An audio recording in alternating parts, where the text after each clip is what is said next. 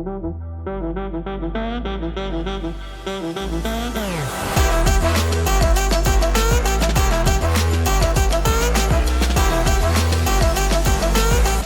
everyone, and welcome to the Tom Baker Show. It is great to be back on PowerTube TV once again. Of course, the show being brought to you by TrackTune, and you will be hearing much more about TrackTune throughout the program. It is an awesome app that every track should be using. It's the app that we all need. We just didn't know it. We have got a special guest tonight. Hunter Smith is the founder and the head trainer of Fitstop Performance, which is a Charlotte-based health and wellness training program for racers and other athletes. Hunter's a former racer himself. He now provides a variety of in-person and virtual training programs and spends time around the track spotting for various racers at all levels, including his childhood NASCAR hero. We're going to get into all of that in due course because it's a pretty cool story. Hunter Smith, welcome to the show. It's good to have you. Yeah, thank you guys so much for having me. I appreciate you having me on.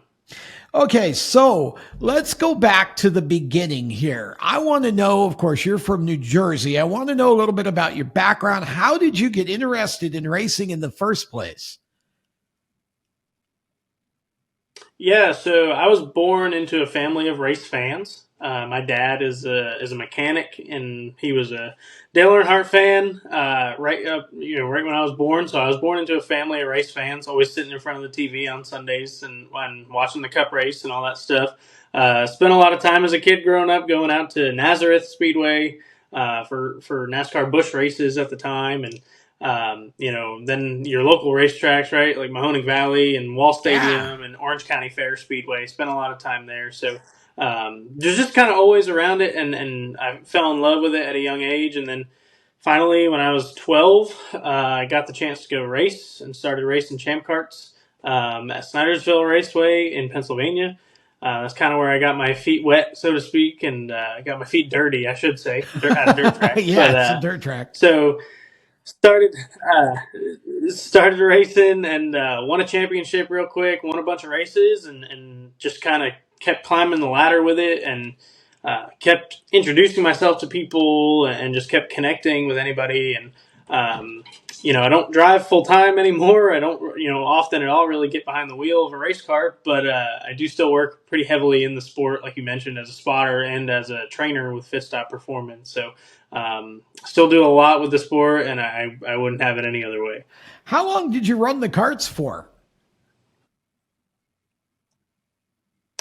So I ran champ karts full time for 2 years. I only did 2 years on a full time basis. Probably ran about 50, 60 races.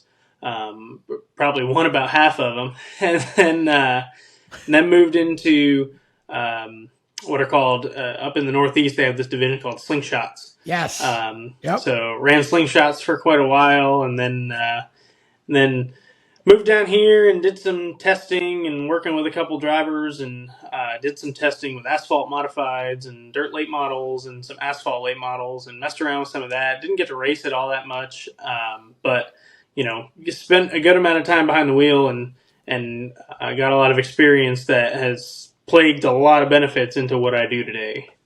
Oh, I'm sure. Yeah. And that really has helped you because those are a lot of the divisions that you're spotting for now at the short track level, are the same ones that you ran those tests in. You didn't it was funding that kept you obviously from driving as much as you wanted to as far as racing, but you did get some opportunities to test some cars. That was cool.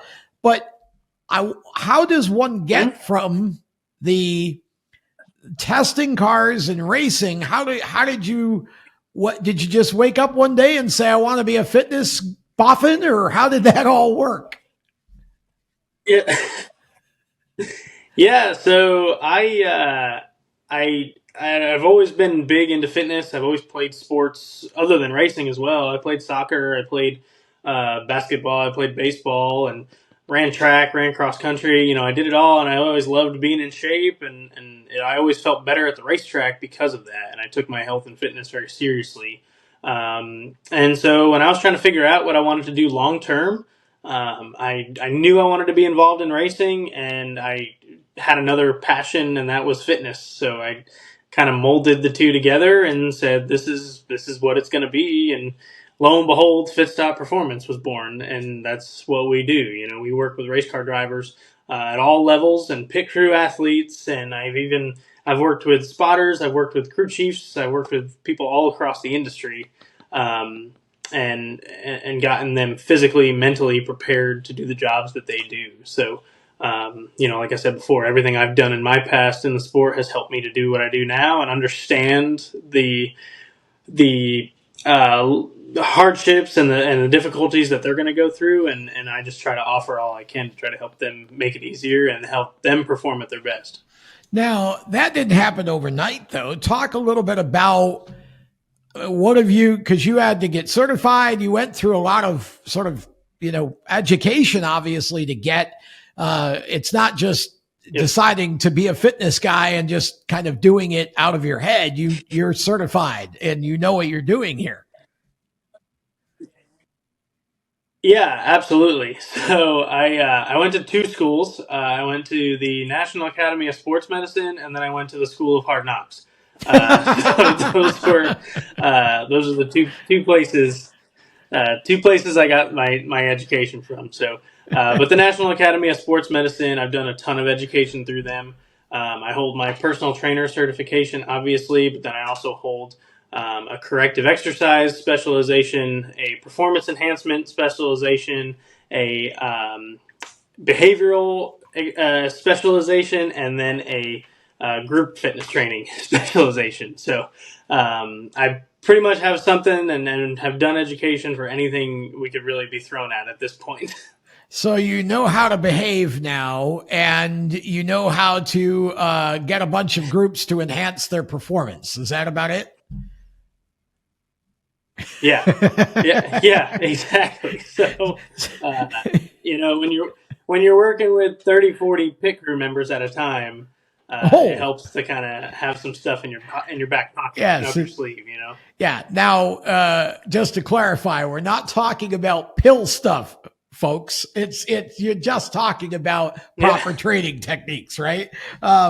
So how did you start? I mean, you correct. didn't start in motorsports. You had some experience working just as a fitness trainer prior to coming to North Carolina and opening Fitstop. Yeah, so when I decided to get out of the car as a driver, I actually kind of took a hiatus from the sport as a whole. I kind of felt like I needed to clear my mind from it a little bit, and maybe get away and see if it was really something that I was like genuinely passionate about. And it obviously ended up being that way for sure, but I just went to work at Planet Fitness, back in my hometown in New Jersey, and it kind of re-sparked my love for fitness. And at the same time, I had this idea in the back of my mind that maybe someday I'll get back into racing. And so I always joke that the clients I had at Planet Fitness would all make very good race car drivers because I kind of perfected my craft with my time there. But yeah, I worked for Planet Fitness for a good 2 years, and just kind of took my time and regrew a love for racing. They say with people sometimes distance makes the heart grow fonder. Well, it did that for me with racing. And then by the time I was, after 2 years of that, I was ready to, jump right in head first and back into the racing thing. So that's when you moved to the Charlotte area, and of course, obviously a hotbed for Mm-hmm. racing short tracks up to NASCAR, asphalt, dirt, or courses. Carolinas are rich with all of it. So how did you establish Fitstop and talk about the beginnings of that and some of the clients? And because I mean, you work with all levels from go karts, legends cars on up to NASCAR drivers.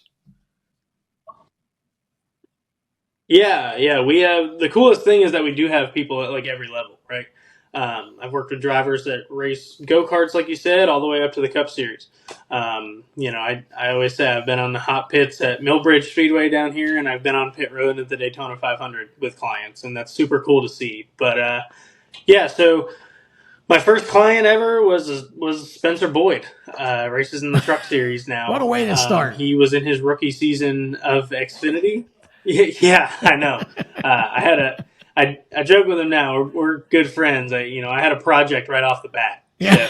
So, um, Yeah. we got him fired up, and and then it just grew word of mouth, right? And like I said, I've never been afraid to go up and talk to somebody, or hand out a business card, or try to have lunch with someone to pick their brain on stuff, and that's just kind of how it's grown, right? So it's the biggest marketing I've had has been word of mouth, and it's just going to the racetrack and introducing yourself to people, and sharing some clips on social media, some stuff that we do, and people ask questions. And I've always wanted people to ask questions. I think that's the best way to start. Is I just want people to ask questions, and we just go from there. So that's kind of that's kind of how it's always been, and it has been that way for the last going on 6 years now that I've had the business. It's just word of mouth and getting people to get interested and be intrigued and ask questions. And I mean, it's grown kind of in all ways. Like it's not just the NASCAR driver set or whatever. Like you've grown, you've sprouted leaves or branches all over the place on your tree. You say it's all about going to the tracks, but how do you get sort of a 10-year-old and work with a 10-year-old versus Spencer Boyd, who's racing in NASCAR at this point? There's obviously differences in their programs, though the 10-year-old probably eats less fast food than Spencer did when he started. Sorry, Spencer, just can't help it. Yeah. Yeah, it's very different. I think that generation, that let's call it 10 to 15-year-old generation of driver or racer that's coming up through the ranks, and whether it be Legends cars, Bandoleros, go-karts, whatever it is, a lot of them have come from social media. I try to make sure that Fitstop has a healthy presence on social media. Without getting past the annoying point of crowding people's feeds like mad. And then at the same time too, I think there's a level of hey, if this 12, 13-year-old sees a Spencer Boyd or a Corey LaJoy or a Dawson Cram or a Ryan Vargas, they kind of want to be a part of that. I think there's a level of that. And I remember when I was 12, if I had an opportunity to work out on the same gym floor as another driver who's racing where I want to be, I think that's a cool opportunity. So I think a lot of it is that too. And then just being part of I call it a family. Like all of our Fitstop clients are family to all of us. So, you're being part of that family, and we have group messages, and then we all talk. And my NASCAR guys will go to the summer shootout and watch our Legend car guys race and girls race. And, it's just, I'm more proud probably of the off track, presence that our whole team has, as opposed to the on track, just because it's such a support system, and we're always there for each other. And I think that's something I've always wanted to build, and that's what I'm probably the most proud of when it comes to all of our clients. Yeah, you really have created a sense of camaraderie and almost a team atmosphere there. And that, like you said, that's pretty cool for a Legends racer at the shootout on a Monday or a Tuesday to have Vargas or somebody there just kind of cheering him on. Yep. That's yeah, absolutely. I mean, I remember a couple of years ago we had George Phillips racing a Legend car, and Corey LaJoy coming out to watch him, and he thought that was the coolest thing. So I love that kind of stuff. Yeah, that's awesome. And we've been seeing a lot of Dawson Cram lately, and he's a hardworking kid, it seems like, and we'll get to him in a minute, because in the hot topics later on, there's a little bit of conversation about the team he drives for. So we're going to step aside. When we come back, we will have more with Hunter Smith and talk more fitness right after this. Attention track and series owners, elevate your fan experience with the TrackTune app. TrackTune works with your PA system. Fans and teams at the track can hear the announcers through their phones, ensuring everyone hears race calls, sponsor plugs, and more during race nights. It's simple to set up, affordable, and free for fans to download and enjoy. Visit tracktune.live for all the details and join Tracks nationwide on the app today. For race fans across the United States, GetInTheStands.com is the place to find racetracks where you live and where you're traveling. Just go to GetInTheStands.com and enter your location. You'll see the tracks within 100 miles of that point, either as a list or on a map. GetInTheStands.com is 100% free to use and mobile friendly. So whether you're on a computer, a tablet, or on your phone, there's no need to download an app. To find racetracks across the United States, open your web browser and head to GetInTheStands.com. GetInTheStands.com, your racetrack directory. Hello, everyone, and welcome back. This is segment 2 of this week's Tom Baker Show, and this segment, as always, being brought to you by Ultimate QM. Hey, if you want to get your son or daughter into motorsports, quarter midget racing might just be a great way to go.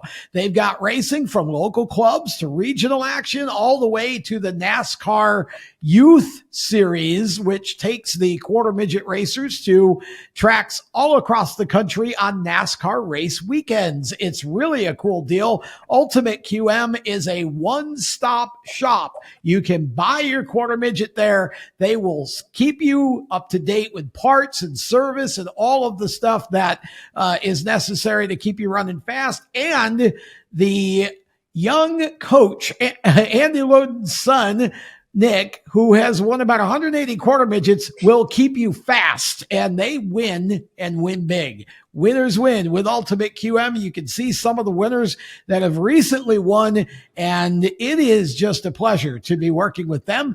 Hunter Smith back with us again, and we are talking fitness, and we're talking about the camaraderie that Hunter has created with Fitstop Performance among his clients, which range all the way from go-kart and Legends car racers, all the way up to racers in NASCAR's Cup Series. I'm curious, Hunter, when something happens to one of the Cup guys, you have a controversy, somebody crashes or whatever. Is there something on Monday that happens in the gym, so to speak, in terms of kind of working through the fitness aspect of that? Because, the quarter midget folks and the Legends car folks generally don't hit things too hard, but it gets pretty dicey when you're smacking walls at 180 in a Cup car. Yeah, there's not too much. I mean, if there's injuries involved, then there's a little bit, but there's always going to be, some kind of soreness. I'll use just recently as an example. It wasn't a Cup car. It was an Xfinity car at Pocono. Okay. But we talked about Dawson Cram, and Dawson Cram. Oh yeah. He had a hard one. Lost brakes going. Yeah. Yeah. Lost brakes going into turn 1 at Pocono. And that's not a racetrack you want to lose brakes at, very fast. So he hit, and, he was sore on Sunday. We talked on Saturday night, we talked on Sunday, and just kind of got an idea of, hey, when you come into the gym Monday, what is it we're going to have to work on? We're going to have to work on some mobility and see where we might have some aches and pains and whatnot. But the positive thing is our cars are race cars across multiple levels of racing right now are so safe. Yeah. And the safety measures that racing as a whole has taken in the last probably 15 years has been incredible. So, hits like that 15, 20 years ago, I don't know what kind of stuff we'd be dealing with on Monday. But the fact that he can walk into the gym on Monday and say, my back's a little sore, but, we're good to go is a true testament to where we're at as a sport right now. But it's also part of being fit to begin with. So can you talk a little bit about some of the things that you're concerned with drivers at various levels and things that you do to keep them fit and help them even at the racetrack on race day? Yeah, so everything that we do is preventative, right? We try to be proactive as opposed to reactive to anything. We know injuries are going to happen, so if we can get ahead of it, that's key. So just being strong, being limber, being mobile. We work a lot with neck strength just to kind of help prevent concussions. That's kind of a thing that's taking heavy relevance right now in the sport is concussions and concussion protocol. So we work pretty heavily to do what we can to prevent that. I mean, nothing's ever going to be perfect. We're never going to prevent them 100%. But we do what we can with our neck strength and with our general training and our strength training and, being able to move. And if we have some imbalances already, every driver that comes through our door always starts off with an assessment, and we try to see where they're lacking, where they might have a strength as opposed to a weakness. And if we're already starting off with imbalances, we try to clear those muscle imbalances as quick as possible. Because you never know, we see it in daily life. Take racing out of it. We see it in daily life. Sometimes we just move weird, or we sleep weird, or we just get in an uncomfortable situation, and it messes up our shoulders or our backs or our hips or whatever it is, right? So now cramp yourself into an uncomfortable race car for 2-3 hours at a time, and you're going to have some stuff that doesn't feel too great. So Gotcha. we try to get ahead of those imbalances, and we try to just do everything we can to also have a plan in place. If I know a driver is prone to bad shoulders or bad wrists or bad ankles, I kind of just usually have a plan in place to know, hey, if or when they wreck and this is the problem, this is the route we're going to take. So, like I said, it's just more about being proactive than reactive, because we know this stuff's going to happen in our sport at some point. No one's ever going to go an entire career, without probably knocking a wall down at some point. So just got to be ready for it. One of the biggest things I always struggled with, even just racing karts, is the stabilizer muscles and how to sort of strengthen, because you're gripping the wheel pretty, even in a go-kart, like in an indoor racing situation where you run 6-7 second laps around in a short oval.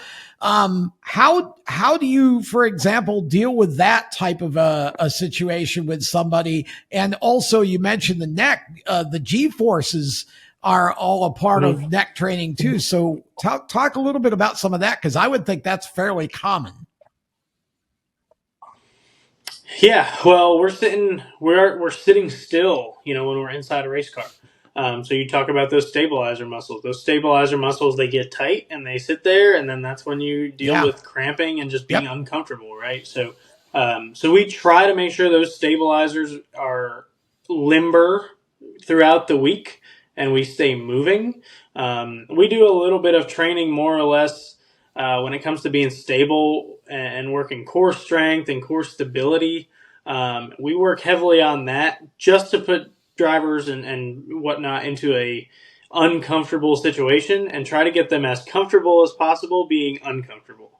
That's always a mantra that I have thought and portrayed in my training since we started.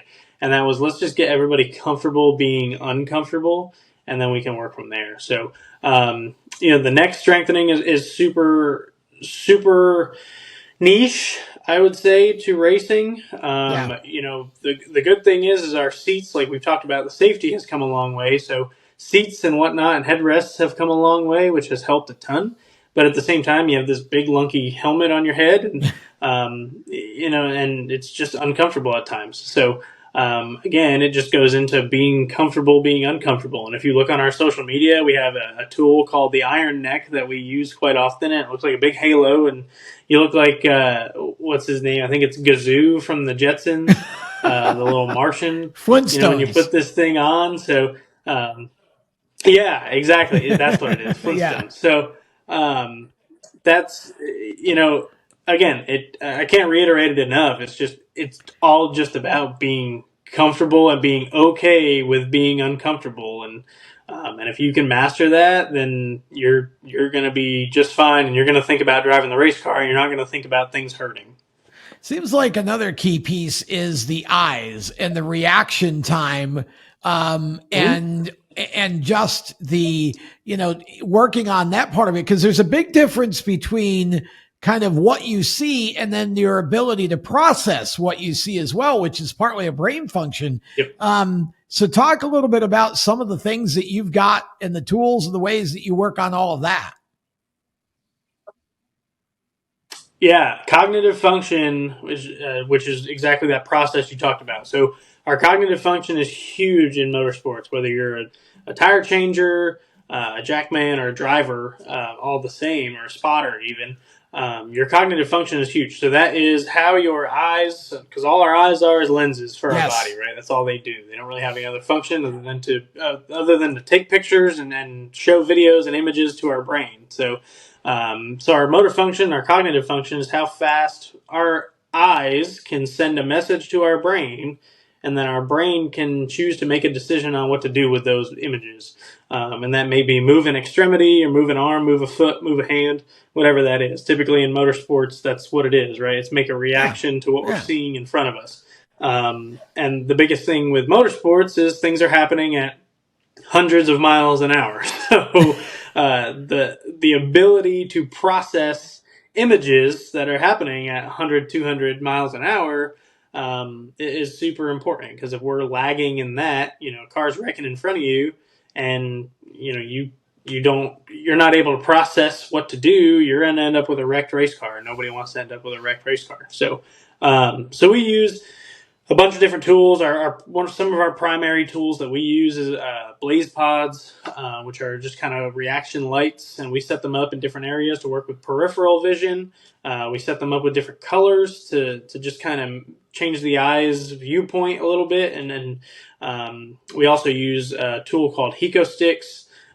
They've been huge for us because um, let a they let an athlete process a situation quickly and also have to make a decision, with catching and using an extremity like the hands and the feet at the same time if you got to move your body. So a couple of tools like that. We have some other in our arsenal, and just different scenarios we'll put drivers in, and we like to get the drivers physically tired and then tax them mentally. So just to try to simulate as much as possible what we're doing inside a race car, because you're getting physically tired, and then we want to make sure that your mental capacity can still handle it while still being physically tired. Yeah, it sounds evil, but it makes perfect sense. I think I've seen videos of you actually having the drivers stand on top of like a medicine ball or whatever they call those things while you're throwing the Heco sticks back and forth like that. I looked at that and thought, well, that would take me about a minute and a half, and you'd have to call an ambulance. Yeah, we've trained. We've gone on Indo boards. We've gone on exercise BOSU balls. There's a ton of stuff, and then I like thinking outside the box and making it a little fun too. So I mean, my definition of fun is a little bit different than everybody else's sometimes, but but that's okay. Yeah, somehow you got 25 pounds off Spencer Boyd. So that's the ultimate definition of fun for you, not so much for him, but now I'm sure he's happy about it. He does. He looks great, and you really have done a great job with your clients. It's amazing to see the different drivers at different levels. Yeah, for sure.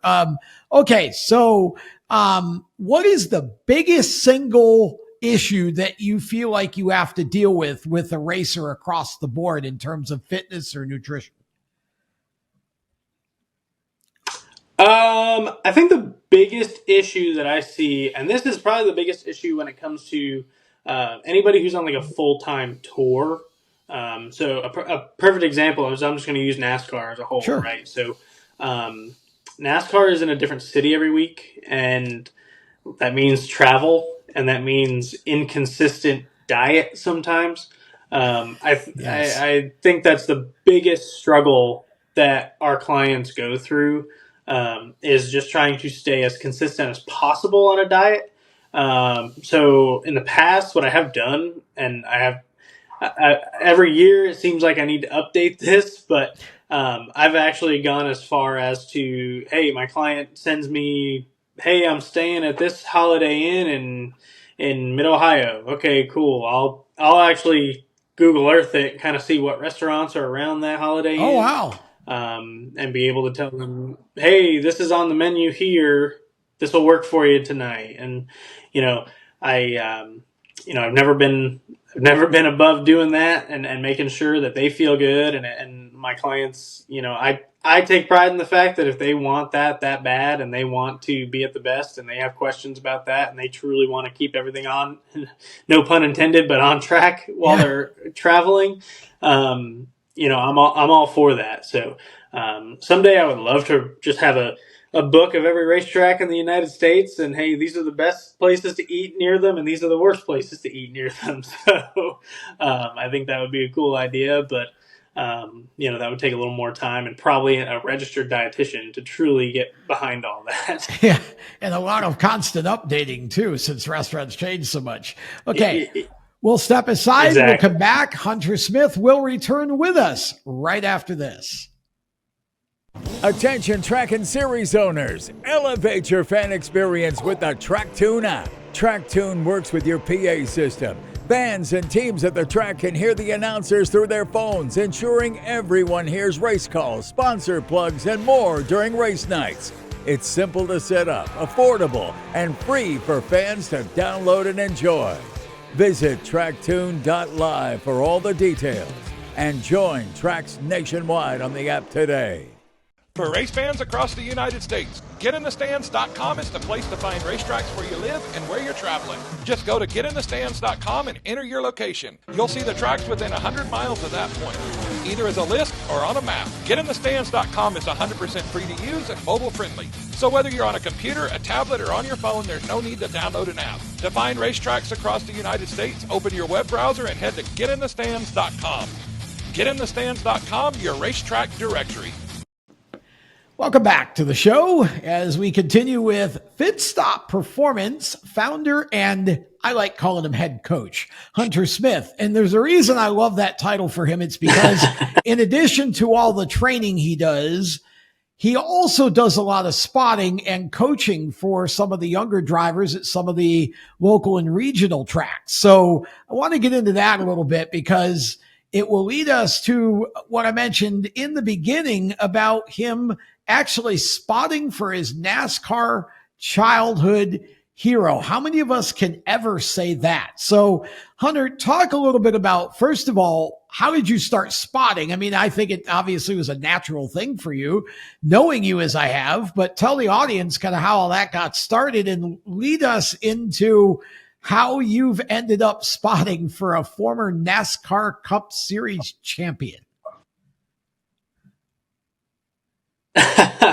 So, it's actually a funny story. So I'll call them my bookends of spotting. My first spotting job and my most recent spotting job have both been NASCAR Cup Series drivers. Oh, wow. So first driver I ever spotted for was actually Jeremy Mayfield.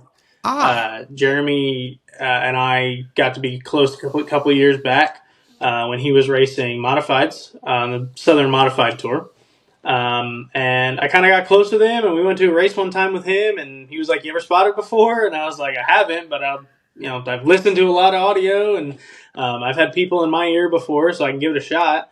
And I was 18 at the time, and I just kind of started spotting for him, and it just became kind of an every weekend thing, and it was good, right? So we had a lot of fun with it, and then obviously there was that time I kind of stepped away from racing and didn't do much of the spotting at all, but did a little bit of coaching and kind of kept that coaching vibe rolling.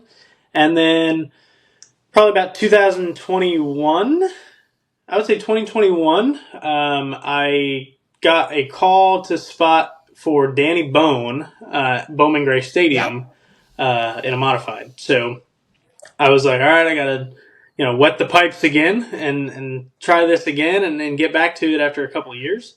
And won a couple of races with Danny, and that was a lot of fun. We won for anybody down here who knows modified racing, the 200 lapper at Bowman Gray is kind of a big deal. And I was there for that one. Yep. In 2022, and that was a great time. That was huge.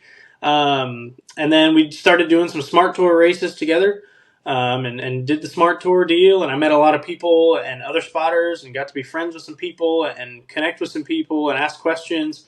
And then in the winter time of 2022 into 2023, I had a buddy of mine reach out to me and say, "Hey, I know somebody who needs a spotter for 2023 for the Smart Tour. They want somebody who can do the whole year. And, would you be interested if it came across?" And I said, "Yeah, sure. That'd be an awesome opportunity." I was never told who it was going to be. I was just told someone's looking. Can I pass along your info? Wow. And I was like, I said, yeah, no problem. That's fine. wasn't expecting anything out of it, honestly. And then I get a phone call one day, and hey, I answer the phone, and it's, hey, Hunter, this is Bobby Labonte, and I'm like, who's prank Wow. calling me right now? So it was Bobby, and like you had mentioned, so Bobby was actually my driver when I was a kid. Yeah. I had all the Interstate Batteries jackets when I was like 5 or 6 years old. I went to the racetrack with Cheerios and Interstate Batteries, and all his sponsors growing up, and so that was a really cool deal. So, and then I obviously couldn't say yes to that fast enough. Sure. That's So amazing. did the whole Smart Tour with Bobby last year, and we won a couple races, which was like, you're already living the dream. Yeah, You're that's already the pinnacle right there. on cloud nine. Yeah. And then you go to Victory Lane, and it's like, put it up another step. So, won a couple races with him, and then have stayed with him, and have taken on some other ventures this year through him. Him and I work together pretty closely now, and we've already won a race together this year too in the Smart Tour. We won a Caraway a couple weeks ago.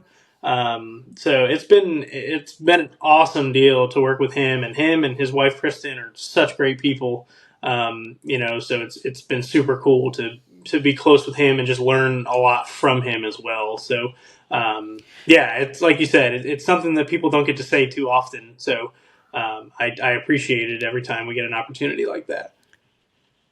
Oh, for sure. What is it? I mean, it had to be just surreal the first time that you spotted for Bobby. Just going up to the spotter area and clicking on the radio, and you're talking to your idol and your hero, and I mean, how do you approach that and sort of overcome, because you obviously have to be all business. It's just a guy in a race car, except it's not. Right.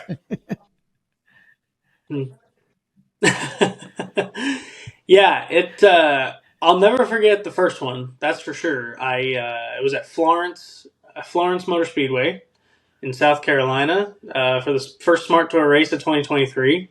Oh. And I think we qualified third or fourth. So we had a decent qualifying run. And then we actually redrew the top six, and we redrew the pole. So we actually got to start on the pole. Oh, wow. In my first race with no him. pressure. So that was even cooler. Now I'm thinking, we got a shot to win this whole thing. So, yeah. And, I just remember little things of that whole day, right? I tried to soak in every moment that I could. And, I'd be lying if I said that going up there and, getting ready with the national anthem and all that stuff, I didn't get choked up a little bit thinking, you just imagine. Think, like, how did I even get here? Like, this is wild. So, I like to say on the radio now, and anytime we get into a situation on the racetrack, I'm always the first one on the radio saying, like, listen, we got the only Hall of Famer in the car that out here right now. So that's, I like to reiterate that out loud for everybody, but also for myself sometimes. Right. Sometimes I have to bring it back down, but it's super cool. Yeah, I remember the first one. I can remember just about every race we've done. Good ones, bad ones. I've gotten yelled at before. I've gotten frustrated with him. He's gotten frustrated with me, and it's like, we're always able. Like, we make a pretty good team, I should say. So we haven't had any reason to separate it yet. So it's been pretty good. And that Smart Tour, I mean, you got Ryan Newman running now. The Smart Tour is a big deal. It's basically the Southern version, non-NASCAR version of the NASCAR Wheel and Modified Tour, for those who don't know. And it's growing and growing down here, and it's just some of the best racing. Yeah, Chris Williams and the whole Smart Tour team, they put on a great show every racetrack we go to. Sure do. We're preparing now to go to New River All-American. There'll be a doubleheader weekend with New River All-American Speedway and Carteret County on Friday and Saturday night. Nice. So that'll be super cool. Super cool Labor Day weekend. They got a lot of stuff they're working on for next year, which is going to be super cool. I love the series. I say yet again, there's been a bunch of things that every time you might get frustrated with your job or typical things, and it's like every time I go to a Smart Tour race, I get that reiterated love of the sport, and it just comes back. So I value that so much, and just the team that you've gotten to work with, my crew chiefs over there, my car owner, Hermie Sadler is our car owner on that deal with Bobby. So Hermie and Will Stanley, they've been awesome to work with. So I can't ask anything more out of those guys. It's such a great situation that we have over there. Yeah, it's incredible to be able to do that, and I obviously it's great credibility for you too, even to go back on the Fitstop side, your personal brand being that you can spot for Bobby, obviously makes you more credible to grab the new clients with on the other side of it. Yeah, absolutely. I think it's cool that I can talk to some of my Xfinity and Truck Series and Cup guys, and they will obviously say, like, sometimes they'll bring that up to me and say, hey, it's super cool you work with Bobby. What's he like? Can you get him in here? Can he come work out with us? Like, they'll ask questions like that. Come work out with us. Then I got my then I got my legend car kids that don't quite know who he is. So there's That's a right, fine because there's level been of, there's been a gap. Yeah, there. yeah. Yeah, He's an old guy who used to race NASCAR, cool. Right? It's super cool. Yeah, exactly. Yeah, they know him as the 18 car in the Smart Tour that Hunter goes and spots. That's funny. So it's pretty cool. Okay, what advice would you give just to racers in general about fitness? Because I feel like, and you and I have talked about this before, in the 70s, if you look at drivers, they were a certain body type because no power steering. You're hustling cars around tracks. The arms are huge, kind of a big build, right? And then as we've gotten up to today, now some of these guys look like swimmers that are going to compete at the Olympics, for crying out loud. I mean, Dawson Cram is a pipsqueak. You know what? But it's evolved over time because the requirements of the cars have changed. What advice would you give to racers about fitness in general?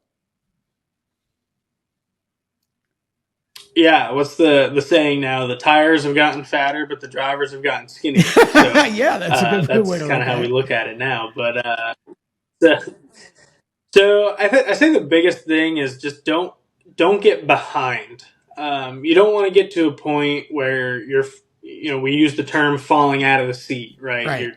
You get out of a race car and you're just gassed, or the last 20 to 50 laps of a race, you just don't have it. You're driving with your tongue hanging out, basically, right? So the best piece of advice I can say is just get ahead of it, and the more and more racing evolves, the cars are getting closer and closer together, right? So like I'll use the Cup Series as an example. They all have the same car to a degree. That's a kit. That car is put together. It goes through tech. Templates are the same. So for all intents and purposes, it's the same car. And you got Bandoleros, Legend cars. They're all the same. They all follow the same guidelines. Well, the drivers don't have to follow the same guidelines. So if you have one driver that's fit mentally, physically, ready to take on anything, and you have another driver that's soda cookies on the weekends and doesn't Thank care. You, Tony Stewart. There's going to be an advantage there. There's going to be an advantage to getting ahead of that and putting that effort in ahead of time, as opposed to waiting until it rears its ugly head on you and now you have to react to it. For sure. And okay, so how can people reach you? How do they find you to discuss working with you, or having you kind of give them some advice and talk a little bit about the virtual versus in person kind of thing? All of that good information. Yeah, so social media is probably the best way. I monitor all of it very, very closely. Fitstop Performance on Facebook, and then at Fitstop Perform on Twitter, X, and Instagram. You can find us there. You can find all our clips of workouts that we do, different drivers and pit crews that work with us. And also just send us messages. If you have questions, you can reach out directly. And 9 times out of 10, it ends up with a phone call with me and then going over the details. And we welcome everybody into our facility that does come into Mooresville there, and also online via Zoom calls or whatever we have to do virtually to kind of get somebody started. So we're down for anything, any program. There's no distance that's too far away for us to work with, and there's nobody out there that we won't work with. Everything's customized to the driver, right? Yep. Everything's customized to the client. It's just like anything else, right?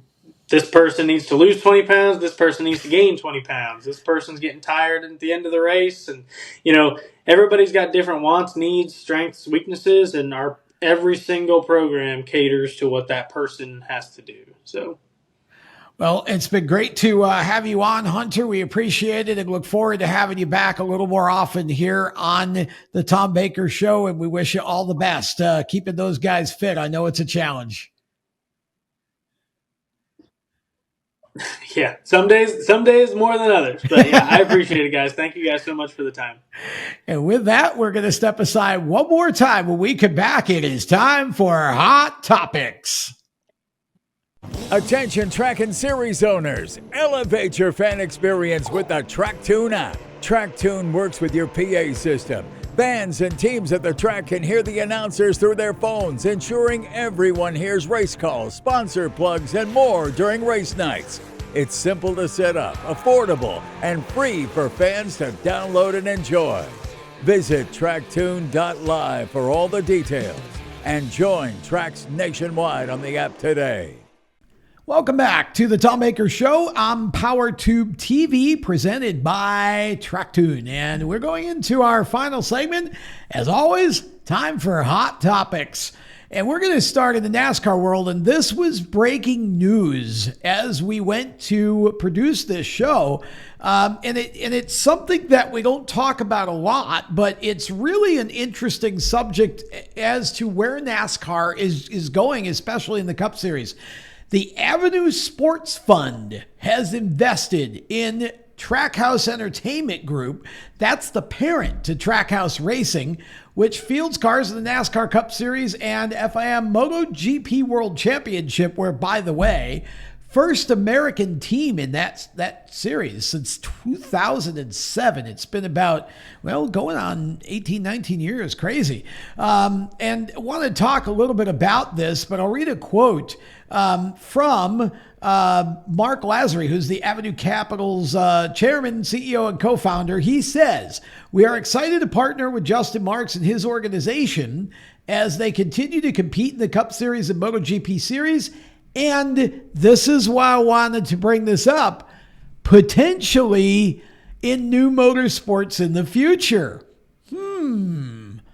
Now, for his part, Mark says the money from Avenue will be invested in several areas, including technology to boost performance on the track and fan engagement. Now, let's talk about this just for a moment. So here you have a big-time investment group with numerous properties in their portfolio investing in a NASCAR Cup team, but it's really they're investing inside of the umbrella that includes that.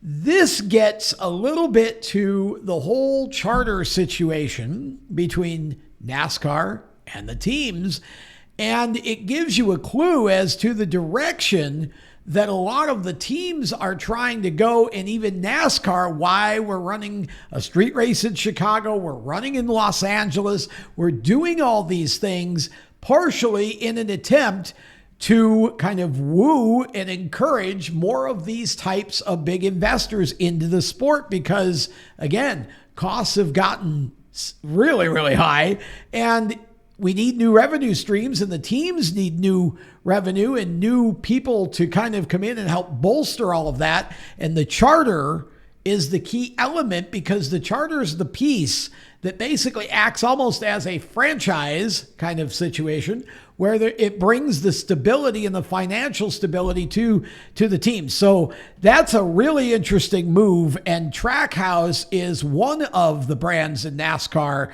One of the teams. Justin Marks incredibly smart, and Pitbull and their group.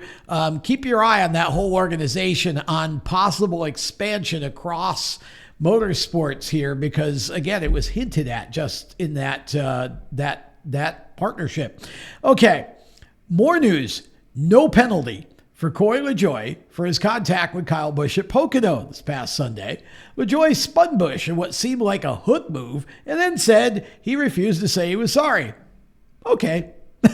The senior vice president of the competition for NASCAR, Elton Sawyer, explained their decision this way. He said they viewed it as a racing incident. We are in race, he told NBC Sports. We're in competition. We got two guys racing hard. You listen to the in-car on LaJoie's radio and you don't hear anything from the driver.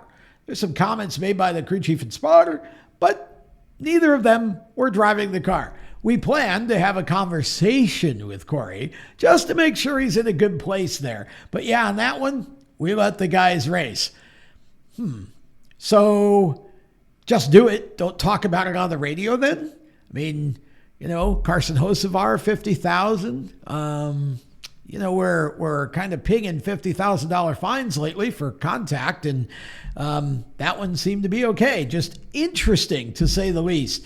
One more NASCAR note before we get to IndyCar. JD Motorsports, in the middle of some financial woes and a lot of rumors here, filed for Chapter 11 bankruptcy in April, and the NASCAR Xfinity Series team, which has been around for about 20 years and helped launch the careers of numerous drivers, including Ross Chastain, is in, to say the least, they laid off a good bit of the employees. They're in serious trouble right now.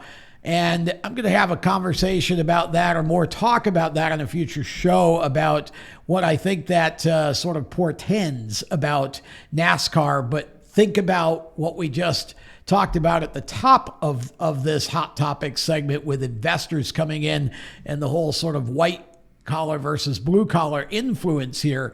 And you can probably figure out where I'm going. A NASCAR Xfinity Series without JD, Johnny Davis, and JD Motorsports is just a little less colorful and a little less interesting, especially to the short track folks.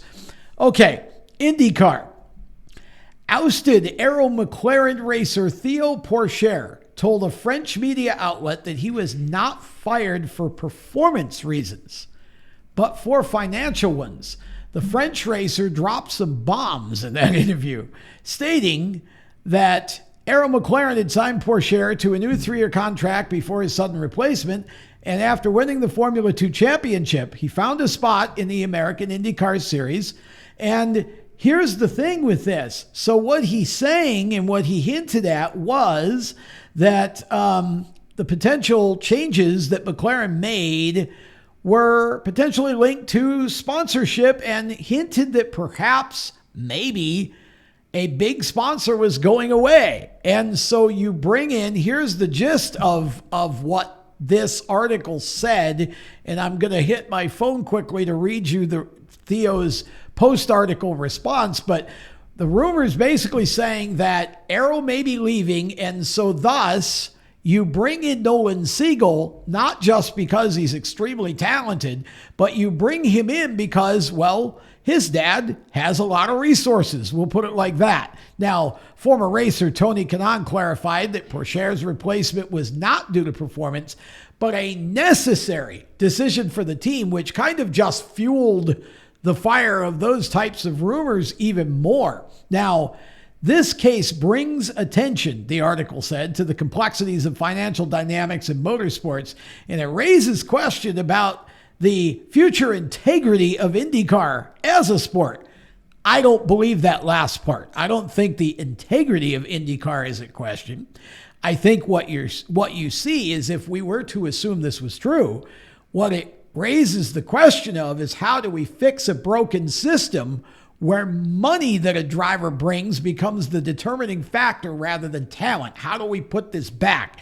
And that's across high-level motorsports all the way across the board right now. And the reason that it exists is because there's not enough other revenue streams coming in at team level in these sports for them to be able to just go get the drivers they want. Now, I want to talk about the response because there was a response, and it was a very interesting response, and it really kind of raises some eyebrows here. So by the way, the media source is Auto Hebdo. It's a French media. And here's a statement from Theo Pourchaire.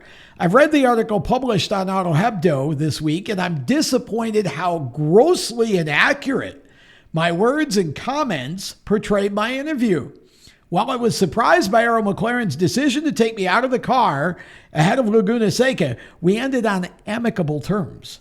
Sure, it's disappointing not to be racing with the team, but they've held up and respected all areas of the contract, and Zach, Gavin, and Tony, along with the rest of the team, have been fully supportive of me and my wish to get back into an IndyCar or other racing. There's no question, he said in his response, there is no question on Arrow McLaren's stability in its partnerships and their funding. So for Auto Hebdo to include that in my interview, it's absolutely false. I'm appreciative of the time I had with the team. There are no hard feelings, and I hope this helps correct the perception there's been about the team and myself. Now, how do you read this? So Auto Hebdo, according to the way Pourchaire responded, Auto Hebdo basically inferred a lot of things that he didn't actually say or weren't actually true. Well, if you read the article, somebody's lying here. And that's a problem because Theo Pourchaire is trying to get back to IndyCar. It's talked about maybe something with Sauber, who he still has a contract with, I believe. And so that was definitely not the best day, but it really is an interesting scenario to look at with Arrow McLaren because, again, I would have no problem if Nolan Siegel's father was bringing money to the team if that were the case, because this is where we are. This is part of racing. He has businesses and the opportunity to, shoot, I would do it for my son, wouldn't you? So I think we need to see where this is going, though, and see if Arrow at some point, I mean, I guess we'll know eventually whether they depart or not. So it really is an interesting situation and one that bears watching.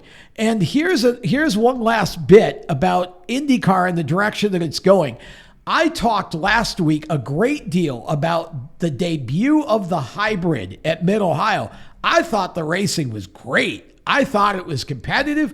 I didn't think there was any issues with the hybrid. Thought it universally got great reviews. Well, you know what?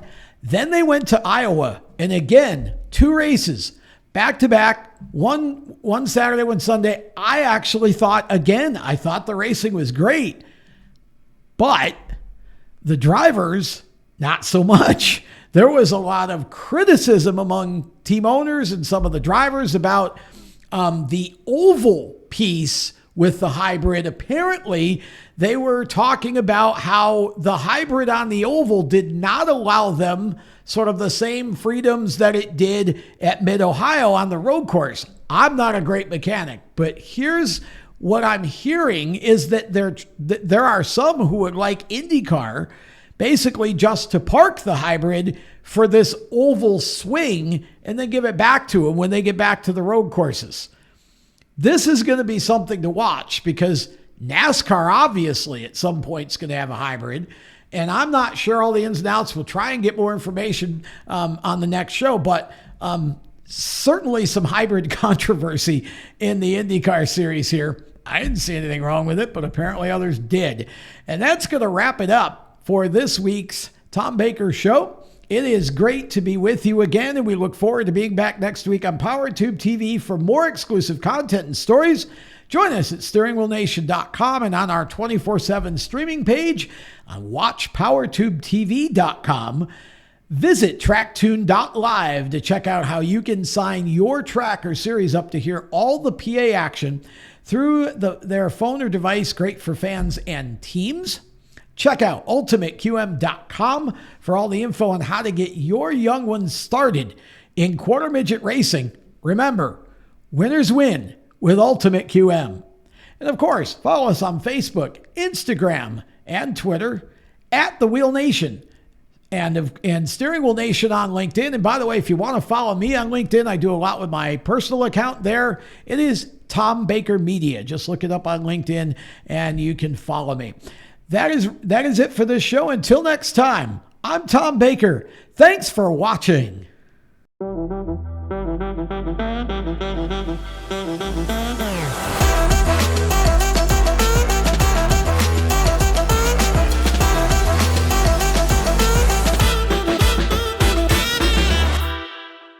Like this show? Want more? Then head to WatchPTTV.com, the new 100% free PowerTube TV streaming network. Home of the best classic and new motorsports racing and build shows on the web.